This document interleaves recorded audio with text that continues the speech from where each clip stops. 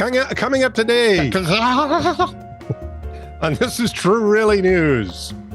Sign, everywhere is sign. Blocking out the scenery. It's breaking my mind. Do this, don't do that. Can't you read the sign? So we haven't even got to the tucked his hair up under his hat. No, exactly. And I would go in to ask him why, but I've got to say this right now.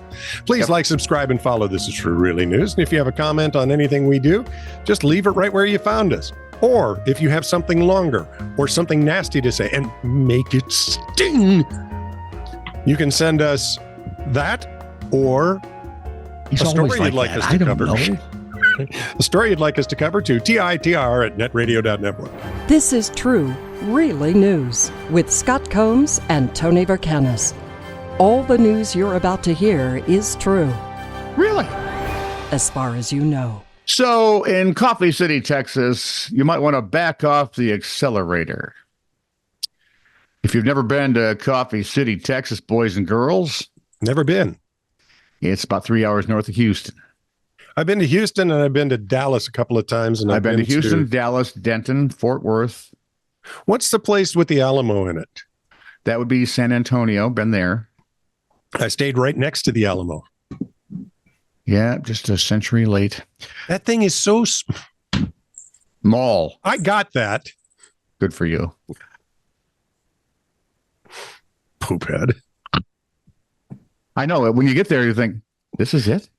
Right. For one, how did the 300 guys who got massacred live in here? And Santa Anna's troops. Now, Santa Anna's, was Maximilian still emperor of Mexico at that time? I would guess. Santa Anna wasn't yet. He was just a general. Okay. So yeah. it was this big win that would eventually propel him to lead all of Mexico. Yeah, but they lost Texas. So there was that, sometimes obla-dee. Obla-da. So why do you want to back off the old accelerator, Coffee City, Texas? Because the town with about 250 residents, full-time, thank you, has, wait for it, 50 full and part-time police officers. What? At least they did as of last summer. The town's budget reveals it collected more than, ready? $1 million in court fines in 2022. $1 million. Excellent. They got the money from more than 5,100 citations, their officers wrote. And the twist? Most of Coffee City's officers have been suspended, demoted, terminated, or discharged from other law enforcement jobs. Why, you ask? Because they're cheats. Well, yeah, they're talking excessive force charges, public drunkenness, and association with known criminals. Like other cops. Said Greg Freeman, easy. Big brush you got there, bozo. Some other cops are criminals. You didn't make it sound that way. Well, that was You made it sound that the entire system was wrong. See, it's but not. That's where the humor is. Really? Yeah, and making people think not what you want them to. Well, what you, in a thinking way, over and above the doing way. It's always been like this. I don't know. The zebra is now hiding his face. Hope you're happy. Said Greg Freeman, a retired Houston cop. I've never seen anything like that in my professional career, and I have seen a lot. Believe me, if he's a retired Houston police captain, he has. Mm-hmm. But Coffee City's police chief, John J. Portillo, disagrees. From behind bars at a jail in Houston, he said. I would guess probably behind a huge honking desk he paid for himself. Said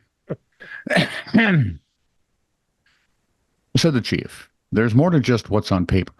I try to look at the good in everybody, and I believe everybody deserves an opportunity. Nice thought. Even so, the Texas Commission on Law Enforcement is now investigating into the tiny town's big law presence. I'm thinking... No, I'm not thinking, because I have no idea how long. Jail the whole town. They're part of it. Send them all away. Or, this is just a thought. Yeah. Avoid Coffee City, Texas. Oh, there's that. Starve mode. It'll be a modern day siege without actually sieging. Yeah, you don't have to because they'll lose all their money. Attaboy. You are such a... I don't want to listen to your problems, honey. I want to fix all of them. Tell me. I want to fix all your problems. You. By the way, speaking of signs, puns about communism aren't funny unless everyone gets them. That's really good. Here's a warning sign. Don't be on fire.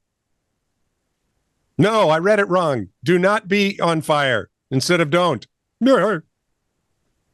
Wanted, odd job man to wash dishes and 2 waitresses. Punctuation. At a restaurant. Punctuation helps with sexual harassment charges. I'm just saying. Speaking of which, rice at a restaurant, rice with herpes. Hot buys at a grocery store. Succulent bowels, regular $14.99, now only $5. You put those on the rice with herpes, and I think you got a meal going on. Auto repair price list. Ping, ping, ping, $35. Plunk, ping, plunk, $50. Clunk, ping, clunk, $125. Thud, clunk, thud, $200. Clank, thud, clank, $325. I'd send my wife there. That might be the best sign yet. Sign on a door. Not a door. This is a sign in a park. People are eating children in this area. Please leash your dog and clean up after them. Thank you.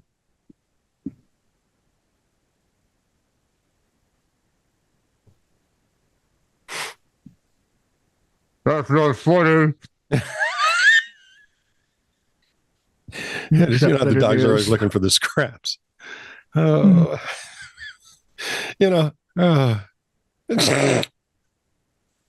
it's just,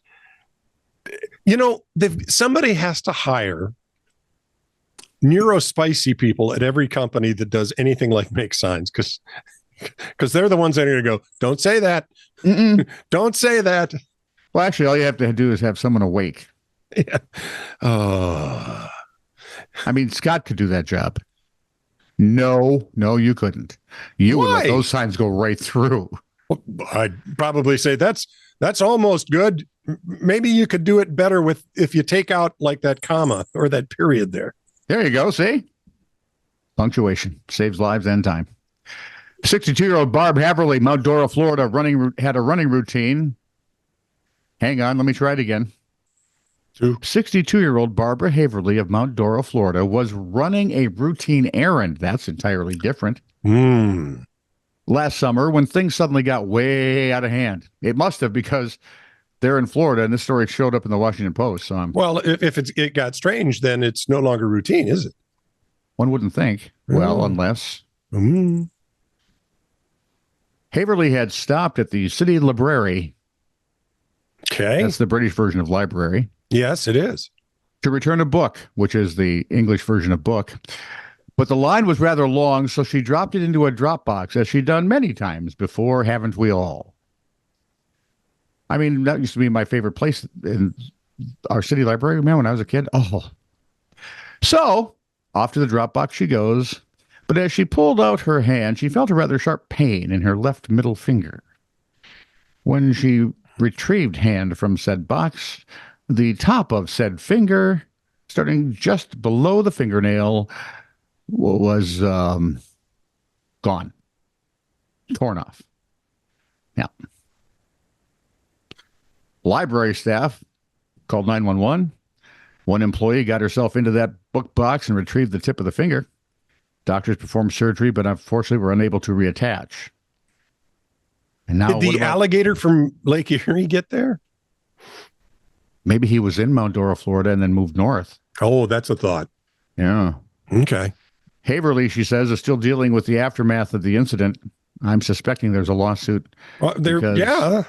She said she's depressed and can no longer yoga or play the ukulele. To which most of the free world is going, thank God. Meanwhile, Jake the library... Shimabukuro is really good at ukulele, and it's fun to listen to him play.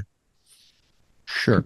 Meanwhile, kind of like Lester Flatts was really good at the banjo, and it's fun to listen to him play. It is. Still a freaking banjo. I love Meanwhile, all right, fine. the library, Yes. has placed a sign over the box that reads, "Please do not place your hand inside this book drop. Just slide the book in." Wow. I wonder what grabbed her finger. I wonder if it's just a jagged edge of something that she caught. Maybe it's a crazy librarian with a paring knife. A gnome. Ooh. I'm thinking a gnome. Or A French gnome.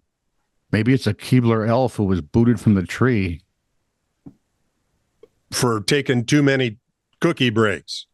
Or fingers. Cookie fingers. Well, I mean, come That's on. If it. you're working with other elves, the fingers are smaller. You can take the whole finger. Now it's an adult. You only want the top joint because, let's be honest, they're the juiciest. Yeah. The usual suspect. I don't know. I've worked with them for so long. It just happens sometimes. The usual suspect. You all set? I hope not. Man is facing multiple charges after police say he broke into a random Phoenix home while naked. The house was occupied by several children. The suspect, 68-year-old Eugene Howard Shelton, reportedly told investigators he did it because an alligator was chasing him. Wow, we are alligator heavy this week. And I just want you to think about this. He's naked because an alligator's chasing you. Maybe he came up the drain of his Right up bathtub? the toilet. Yeah. The report also states He was in the shower. I can see it now. He's in the shower. shower. Yeah. The baby alligator that someone probably threw out. Yep. Yep. Of course, he's this big, but hey. You know. The report states that the children tried to refuse to let Shelton in the house. One of the kids even hit him on the hand with an iron. Wow. That would hurt. Before Shelton forced the door open. Kids called their father, who was nearby, and rushed home to find Shelton in the house, sitting on the couch, wearing only socks. Okay, so he probably wasn't in the shower. When police arrived, they found Shelton laying in the driveway with the homeowner standing next to him. They found his boxers and a fanny pack. Ugh. Didn't you know that had to be involved? With some pills inside near the front door of the home. And some poor rookie cop had to retrieve those. Shelton admitted to officers he had smoked meth earlier. So he was arrested on charges of burglary, indecent exposure, and resisting arrest. Was it a shadowy alligator? It was probably. It was just a figment of his alligator dreams. Drug-induced. Right. The usual suspects, too. According to reports, 24-year-old DeQuai Anthony Jackson was arrested after shoplifting 3 cakes, as well as some other groceries from a store. Jackson took his cakes and groceries through the self-checkout, but neglected to scan the 3 cakes that just happened to have his face on them. Huh? I think it means a picture. You know, they can take a scan of your picture and they can. Well, yeah, put it on the cake. I know. Yeah. Why? Who knows? Witness at the grocery store told cops the person who stole the cakes was the same person that ordered the cakes. They found him. They got him at home. Probably in a sugar high. Likely. And finally, a 30-year-old man has admitted to robbing a bank in Missouri. He handed the teller a note written in pink highlighter. That must have taken a couple of minutes to read. Why in God's name would you... Pink? Yeah. The paper... Got to find a dark enough spot to read it. The paper he used was actually the back of his birth certificate. And the stupid just spreads. Hang on. He was also wearing an ankle monitor from a previous court issue. So it was very easy to prove he was there. Total amount taken in the heist, $754. Whole thing, according to the man, was done to prove a point to his lover. That he's an idiot? That doesn't say. I'm guessing it had to be that. I went snooping on that, and apparently he said nothing since. See? The stories we want to know more about, nothing. Nothing. Not one word. This is true, really news. Send email to TITR@netradio.network.